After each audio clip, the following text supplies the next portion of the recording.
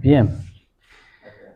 Sí, una lectura con harto nombre, bien entretenido algunos, otros difíciles de pronunciar. Pero esto es palabra de Dios, como hemos dicho, como lo hemos visto. Queridos hermanos, ¿es pecado tomar bebidas alcohólicas? ¿Es pecado ser hincha de un equipo de fútbol? ¿Es pecado ver telenovelas o K-drama? ¿Es pecado escuchar música urbana? ¿Es pecado pololear?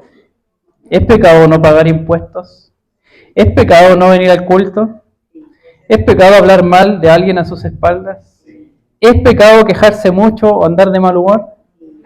¿Es pecado decir garabatos? Muchos cristianos viven su vida haciéndose esta clase de preguntas. Pero creo que llevar una vida cristiana basado en la pregunta ¿es pecado tal o cual cosa? Es reducir la obra de Dios a una pauta de conducta, como lo hace un adiestrador de animales cuando le da un premio o un castigo a un perro por su comportamiento. Hermanos, la diferencia entre el Evangelio y las demás religiones es que todas las otras premian con la salvación al que cumple la pauta de conducta y castigan con la perdición al que no. Pero como ya vimos la semana pasada, el Evangelio da por gracia la salvación al que no la merece, pero que por fe cree en Jesucristo como nuestro sustituto, quien sí cumplió con la conducta santa. ¿Recuerdan lo que leímos? El justo por los injustos. ¿Se acuerdan? Entonces la pregunta que debería surgirnos si realmente hemos creído el Evangelio no ¿es pecado tal o cual cosa? Sino, ¿cómo se vive habiendo recibido la gracia de Dios que nos restaura? ¿Cómo se vive? Y en el capítulo 10 de Nehemías vemos la respuesta en dos partes.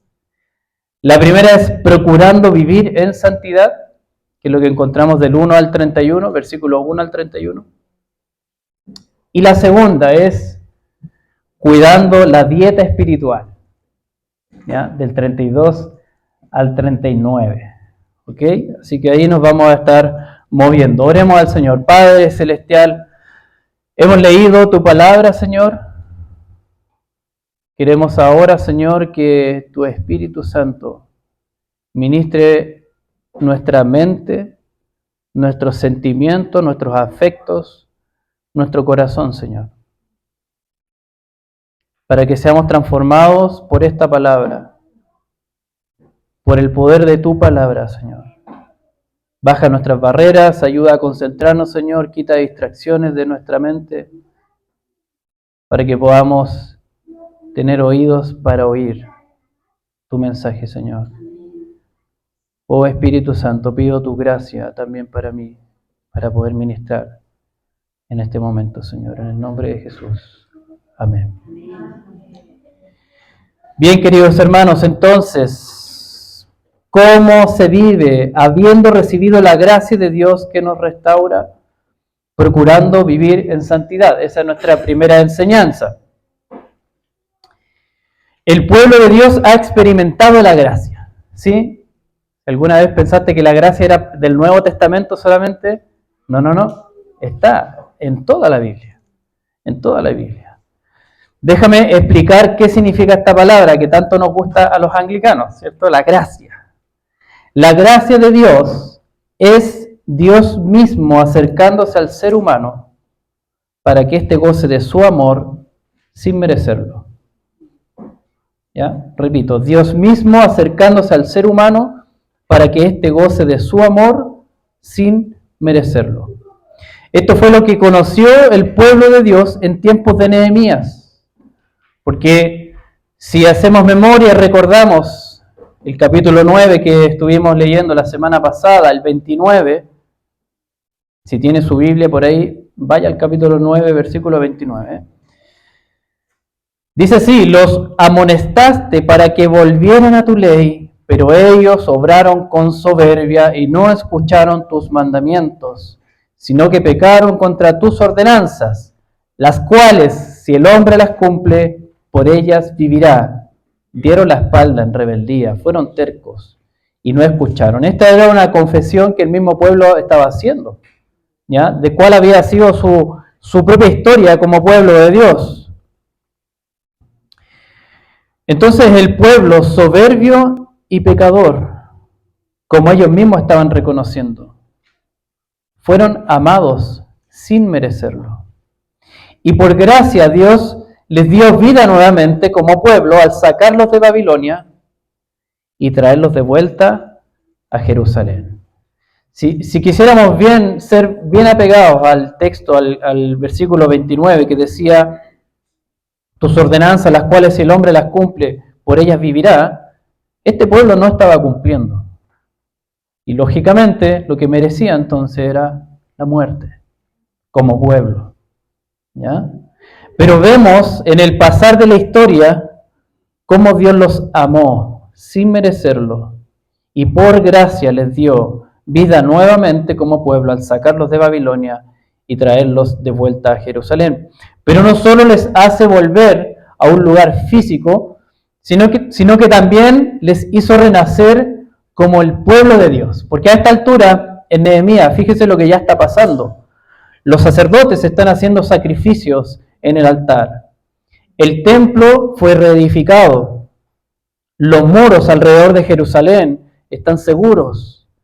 La ley se lee y explica públicamente y el pueblo renueva formalmente su compromiso con el pacto de Dios. Entonces ellos han recibido la gracia de Dios, la han probado, la han gustado. Y ahora se están preguntando, bueno, ¿cómo vamos a vivir?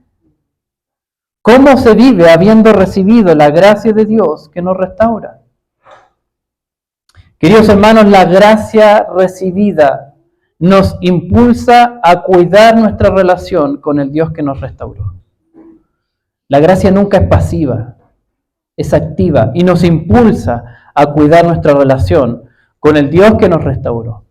Por eso que el pueblo de Jerusalén procura vivir en santidad, o sea, respondiendo a la gracia con obediencia a los mandamientos de Dios. ¿Ya? No están obedeciendo a ver si Dios los salva de Babilonia. Dios ya los salvó, los sacó de Babilonia, los trajo a su tierra. Habiendo recibido esa gracia, ahora quieren responder con obediencia a los mandamientos de Dios. Y eso es lo que vemos en los versículos 29 al 31. Fíjese ahí. Dice el 29, al final del 29, toman sobre sí un voto y un juramento de andar en la ley de Dios que fue dada por medio de Moisés, siervo de Dios, y de guardar y cumplir todos los mandamientos de Dios, nuestro Señor, y sus ordenanzas y sus estatutos, y que no daremos nuestras hijas a los pueblos de la tierra, ni tomaremos sus hijas para nuestros hijos. En cuanto a los pueblos de la tierra que traigan mercancías o cualquier clase de grano para vender, en el día de reposo no compraremos de ellos en día de reposo ni en día santo. También renunciaremos a las cosechas del año séptimo y a la exigencia de toda deuda. Como respuesta a la gracia de Dios recibida, que los había restaurado, los hombres y mujeres de Jerusalén hacen un compromiso de lealtad mayor a Dios. ¿Se fijó cómo llaman a Dios ahora? Versículo 29. Cumplir todos los mandamientos de Dios nuestro Señor. Ahora lo llaman nuestro Señor. Ya no solamente es el Señor o el Dios de nuestros padres, sino que es nuestro Señor. Y se comprometen a resistir cualquier tentación que los lleve a descuidar su relación con Dios. ¿Cuáles serían estas tentaciones para ellos en su tiempo? Fíjese el versículo 30. Por amor a Dios, ellos no se unirán en matrimonio con los pueblos de la tierra que les rodeaban. Y esto era una tentación. Era una tentación si tú venías recién llegando a una región. Habían pasado 70 años, acuérdense. Vienen recién llegando a una región donde las alianzas políticas se formalizaban por lazos matrimoniales. Pero también significaba aceptar y rendir culto a los dioses de aquellos pueblos.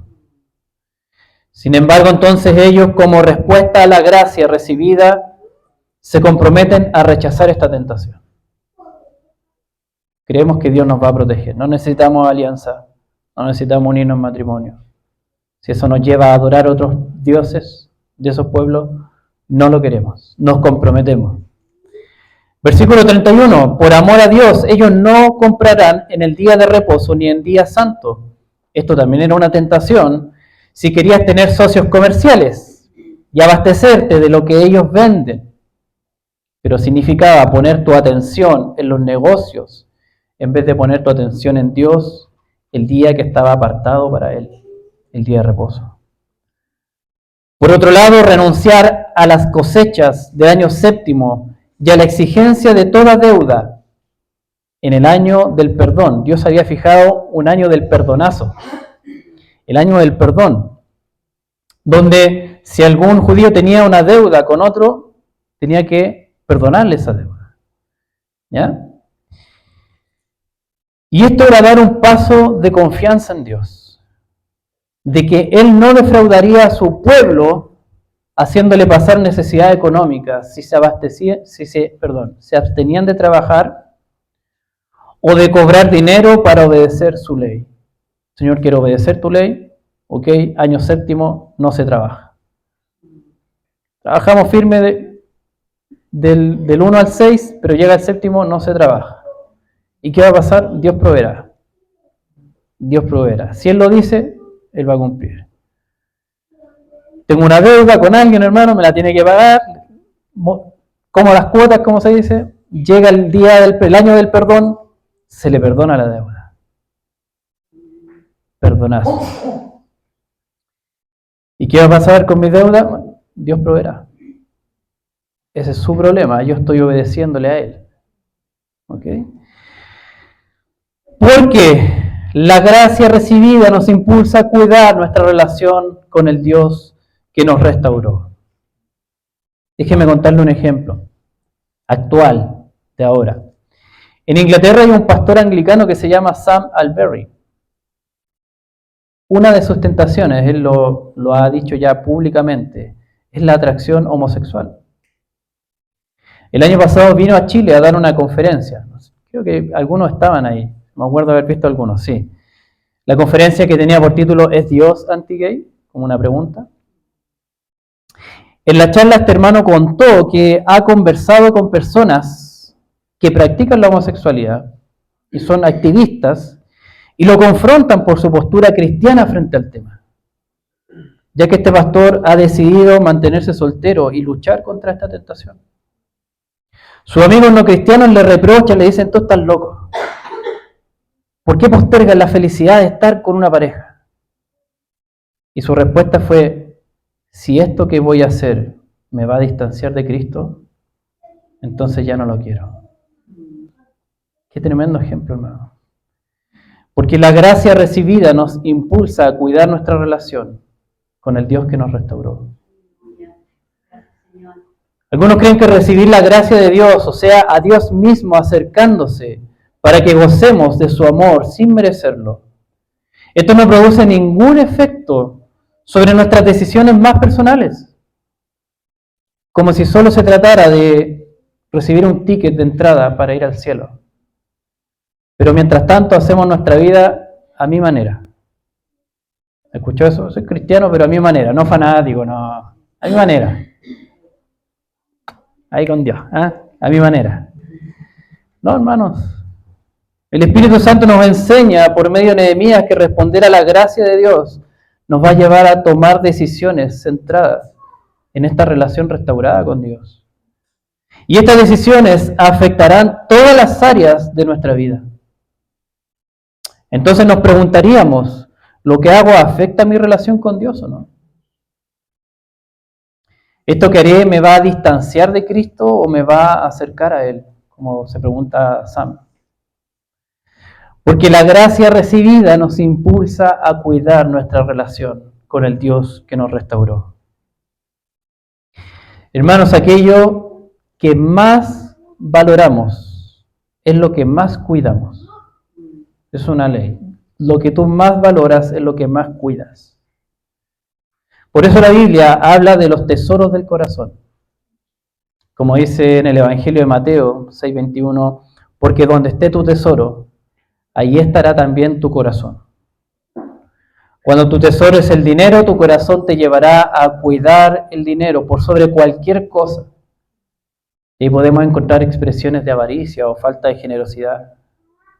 Cuando tu tesoro es tu tiempo de ocio, tu corazón te llevará a cuidar tu tiempo de ocio por sobre cualquier cosa. Especialmente el fin de semana es para mí. No me pidan ir al culto el domingo. Es mi tiempo de ocio. Cuando tu tesoro es el placer, tu corazón te llevará a cuidar tu placer sobre cualquier cosa. Y no querrás hacer cosas que te signifiquen sacrificar el placer o pasar por la incomodidad. No querrás hacerlo ni por Dios ni por nadie. Aquello que atesora tu corazón va a gobernar tus decisiones. Lo que vemos en la restauración que Dios hizo del pueblo de Jerusalén es que el Dios que los amó con gracia se ha transformado en el mayor tesoro del pueblo ahora. Por eso no quieren hacer nada que los distancie de Dios o que dañe su relación con Él. Porque la gracia recibida nos impulsa a cuidar nuestra relación con el Dios que nos restauró. ¿Cómo estamos nosotros cuidando nuestra relación con el Señor? Que su gracia también nos ayude en eso, queridos hermanos. Entonces, ¿cómo se vive habiendo recibido la gracia de Dios que nos restaura? Procurando vivir en santidad. Cuidamos nuestra relación con Dios. Eso es procurar vivir en santidad. Y la segunda parte es cuidando la dieta espiritual. ¿Ya? No se trata de comer lentejas y cosas así. No. Vamos a explicar a qué me refiero con cuidando la dieta espiritual. Si nos fijamos bien, a partir del versículo 32 en adelante, el tema principal pasa a ser, a ver si estuvieron atentos, ¿qué pasa a ser? Tema principal del 32 en adelante.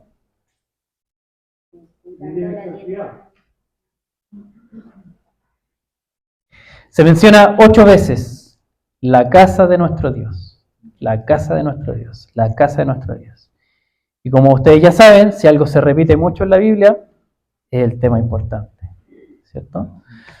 8 veces se repite la casa de nuestro Dios. Y el compromiso que el pueblo asume tiene un objetivo, una finalidad. Lo que leemos al final del 39, fíjense el final del 39, ¿cómo termina? Así no descuidaremos la casa de nuestro Dios. Y no es menor esta afirmación, porque al revisar la historia del pueblo de Israel, podemos ver que en el pasado ellos sí habían descuidado la casa de Dios, o sea, el templo de Jerusalén, que era donde se le rendía culto. ¿Ya? Cuentan los libros Primera y Segunda de Reyes cómo el pueblo descuidó el culto del templo y comenzó a adorar en los lugares altos, incluso adorando a otros dioses. ¿Ya? Eso fue antes del exilio. Entonces ellos están reconociendo lo malo que hicieron en el pasado y desean repararlo. Pero además, por medio de la adoración a Dios que se da en el templo de Jerusalén, su fe es alimentada. Por eso decimos la dieta espiritual. Su fe es alimentada. En el templo los sacerdotes les recuerdan el pacto de Dios. Ellos reciben el perdón de Dios al ofrecer sacrificios que son aceptados como un medio de gracia. Todo lo que allí ocurre les está predicando acerca de la restauración de Dios. Por eso esta vez los habitantes de Jerusalén no quieren descuidar su dieta espiritual, porque la gracia recibida nos impulsa a no descuidar el alimento espiritual de nuestra restauración. Cuando trabajaba como profesor, una de las preocupaciones que tenían los colegios era la alimentación de los estudiantes. Habían unos campeones del Marrochán, así como ese tipo de cosas. Sí, me confirma la colega. Y se hizo una reforma para eliminar la comida chatarra, así llamada, de los kioscos al interior de los colegios. Algunos dijeron, no, es rica la comida chatarra, pero es comida chatarra, pues hace mal. Entonces desaparecieron las papas fritas, los dulces, las bebidas gaseosas, etc. Y comenzaron a vender fruta, cereales, leche y cosas más sanas. La sociedad tomó conciencia de lo importante que era no descuidar la dieta de los niños y jóvenes por el bien de su salud física. En el caso espiritual, el pueblo de Jerusalén tomó conciencia de lo importante que era la adoración a Dios que se daba en el templo de Jerusalén, porque ahí su fe era alimentada saludablemente, porque la gracia recibida nos impulsa a no descuidar el alimento espiritual de nuestra restauración. Queridos hermanos, algunos creen que recibir la gracia de Dios, o sea, a Dios mismo acercándose para que gocemos de su amor sin merecerlo, esto no produce ningún efecto sobre nuestras prioridades en la vida, llevando una dieta de escasa alimentación o de comida chatarra espiritual. Porque venir a la iglesia o reunirse en los grupos de oración, tristemente, no es una prioridad en sus vidas. Sin embargo, el Espíritu Santo nos enseña por medio de Nehemías que responder a la gracia de Dios nos va a llevar a fijar prioridades centradas en esta relación restaurada con Dios, pasando a ser el Señor nuestra primera prioridad en la vida, no descuidando la casa de nuestro Dios, lo que para nosotros como cristianos corresponde a la iglesia de nuestro Dios. Porque la gracia recibida nos impulsa a no descuidar el alimento espiritual de nuestra restauración. Hermanos, aquello que reconocemos como nuestro Señor es a lo que le damos prioridad en la vida. Así es. Por eso la Biblia dice, también en Mateo 6:24, nadie puede servir a dos señores, porque o aborrecerá a uno y amará al otro, o apreciará a uno y despreciará al otro. Tristemente hay algunos que no tienen al Señor nuestro Dios como una prioridad en su vida, y lo aborrecen descuidando el alimento espiritual de nuestra restauración. Hay otros señores que han cautivado sus corazones y están primeros como prioridad antes que el Señor nuestro Dios. Una buena señal de esto para examinarse uno mismo es observar con cuánta frecuencia vengo a la iglesia a adorar al Señor en el culto. ¿O vengo solo cuando me toca hacer algo? ¿O cuando hay comida en la iglesia? Y si miramos el tiempo libre, ¿quién está ahí primero? ¿Netflix? ¿Videojuegos? ¿Redes sociales? ¿YouTube? ¿Quién está teniendo la prioridad en mi vida? ¿O es el Señor? Si miramos nuestro presupuesto económico, hay un monto, no importa cuánto sea, no importa cuánto, pero hay un monto dedicado fielmente a contribuir a la casa de nuestro Dios, o mi prioridad la tienen otros deleites personales. Porque aquello que reconocemos como nuestro Señor va a estar primero en nuestras prioridades. Lo que vemos en la restauración que Dios hizo del pueblo de Jerusalén es que el Dios que los amó con gracia se ha transformado en nuestro Señor o nuestro Dios, como lo llaman ahora. Por eso no quieren descuidar aquello que alimenta su fe en Él. Porque la gracia recibida nos impulsa a no descuidar el alimento espiritual de nuestra restauración. ¿Cómo nos estamos alimentando, queridos hermanos? ¿Cómo está nuestra dieta espiritual? Muy bien, entonces, ¿cómo se vive habiendo recibido la gracia que nos restaura? Procurando vivir en santidad, cuidando la dieta espiritual. Queridos hermanos, algunos creen que predicar de la gracia de Dios le hace mal a la iglesia, porque la gente se vuelve más mundana o pecadora al recibir la salvación sin que le cueste personalmente. Pero ya hemos visto cómo el Espíritu Santo nos ha enseñado por medio de Nehemías que la gracia de Dios que salva a su pueblo produce una manera de vivir que busca agradar a Dios y dedicarse a Él. Responder a la gracia de Dios nos va a llevar a tomar decisiones y establecer prioridades centradas en el Evangelio, que afectarán todas las áreas de nuestra vida. Pero yo sé que todo esto te sonará como una carga pesada, una obligación religiosa, si no entendemos primero que, al ver la incapacidad del pueblo de vivir en santidad y de cuidar su dieta espiritual, Dios estableció un nuevo pacto por medio de Jesús. Como leímos hace poco en Mateo 26, 28. Porque esto es mi sangre del nuevo pacto, dijo Jesús, que es derramada por muchos para el perdón de los pecados. La iglesia, su pueblo, se ha unido a Cristo bajo el nuevo pacto en su sangre. Déjeme mostrar esta imagen, ¿vale? Si podrías ayudar un poquito. Ahí está. La gracia de Dios se ha manifestado en que Cristo, como un esposo, ha tomado para sí a gente soberbia y pecadora como tú y yo, para que gocemos de su amor, sin merecerlo, haciéndonos parte de su cuerpo llamado iglesia. De ahí que la frase que más se repite en el Nuevo Testamento, ¿sabe cuál es? En Cristo, en Cristo. Si has creído el Evangelio, ahora te encuentras unido o unida a Cristo y estás en Él. Por esta razón, la iglesia está llamada a vivir en santidad, alimentándose por fe del mensaje del Evangelio.